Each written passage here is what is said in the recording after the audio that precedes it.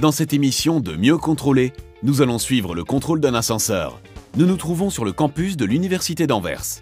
Il y a différents types d'ascenseurs, les électriques et les hydrauliques. La vitesse peut également varier, ainsi que le type de porte. Les plus anciens auront des portes battantes, alors que les plus récents auront des portes coulissantes. Sur chaque porte, nous mettons une pancarte hors service. Personne ne peut utiliser l'ascenseur pendant le contrôle. L'agent vérifie si l'ascenseur correspond avec l'ascenseur mentionné sur le rapport précédent et s'il n'y a pas de dégâts dans la cabine.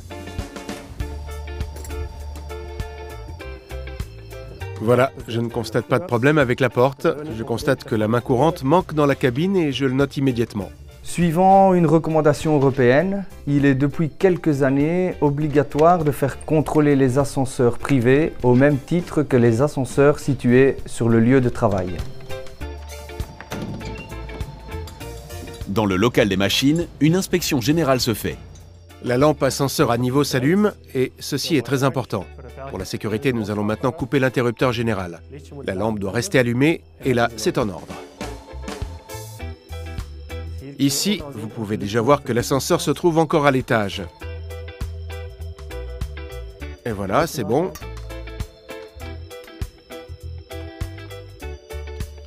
Maintenant, nous allons vérifier les boulons et voir si les câbles sont bien posés dans la poulie.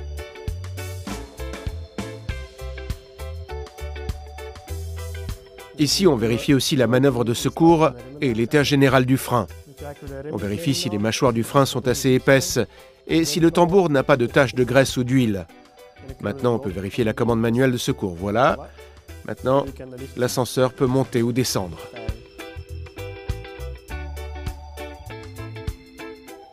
Et maintenant, nous allons tester la commande de secours électrique. Nous avions déjà testé la commande de secours manuelle. Et avec celle-ci, nous pouvons faire monter ou descendre l'ascenseur. Après, nous contrôlons la vis sans fin, l'état général et le niveau d'huile dans le carter. Tout semble normal et en ordre. Ici, nous contrôlons le régulateur de vitesse, l'état général, les rainures et éventuellement le contact. La périodicité des contrôles va dépendre de la société d'entretien. Elle sera semestrielle si la société est ISO 9001 et elle sera trimestrielle si celle-ci ne l'est pas. Les ascenseurs situés dans des maisons unifamiliales sont, eux, contrôlés une fois par an. La certification ISO est un label de qualité. L'agent appelle l'ascenseur et vérifie le toit de la cabine. Maintenant, nous allons d'abord tester l'arrêt d'urgence. Grâce à cela, nous pouvons être sûrs que nous pouvons monter sur le toit de la cabine en toute sécurité.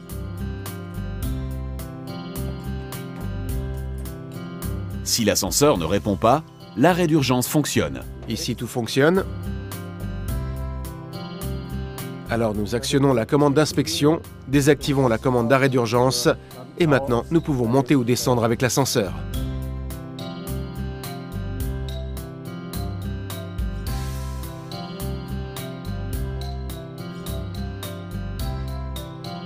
Les sociétés ISO effectuent l'entretien de l'ascenseur suivant une procédure écrite définie, alors que les sociétés non ISO effectuent les entretiens sans procédure définie.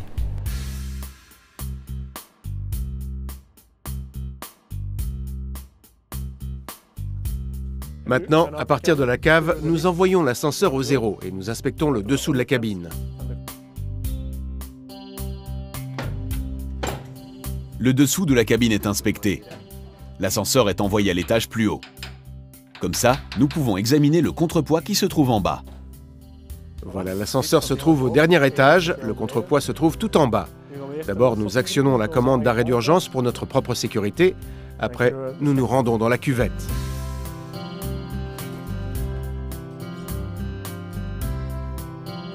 Ici, nous mesurons la distance entre le contrepoids et son butoir.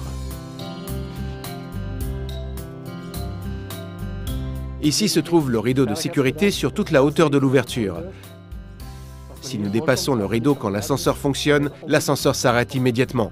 Nous allons le démonter maintenant.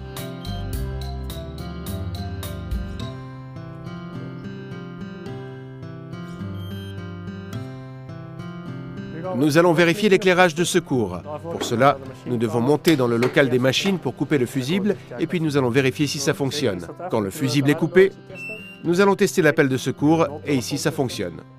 Maintenant, le téléphone de secours. Bureau technique Verbruggen, contrôle de l'ascenseur. Vous m'entendez? Ok, merci.